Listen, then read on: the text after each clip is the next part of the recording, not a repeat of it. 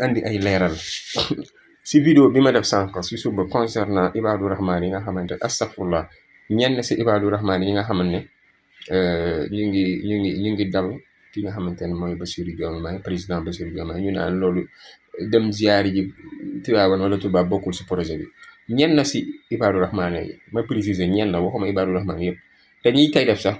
duñu identifié wu maanaam duñu def vidéo wax lu dul ay photo ay farda yéen a ma gën a xam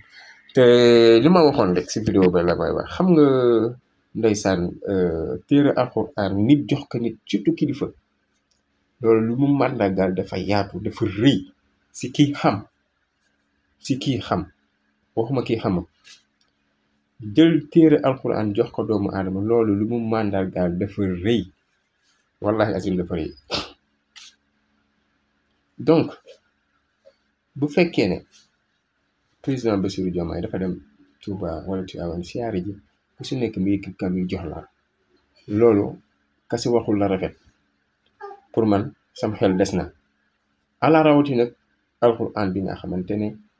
yàlla moo ko wàcceel jox ko Seydina Muhammad mu nekk tettal loolu nekk tettal mu nekk signe si aji yi ki nga xamante ne mooy président Bassirou Diomaye Faye mu nekk signe si moom ñaati président ñoo fa faru dem Touba da nga gis kenn si ñoom boog précédent bi boog ki fi jógee gisuma benn photo boo xamante ne jënd kaamil jox ko yamul si kaamil président Bassirou gis ne fu mu ko joxee lu mel ni xijaar bu ma juumal donc mu nekk ay mbir yoo xamante ne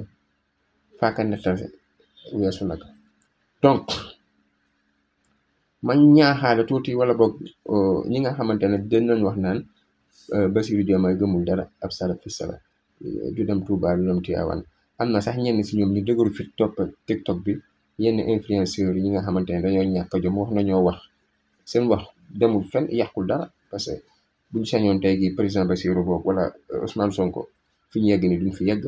ñu taxaw naan ay waaw mu ngee doog a dem Touba mu ngee doog a dem Tivaouane yéen vous me faites rire quoi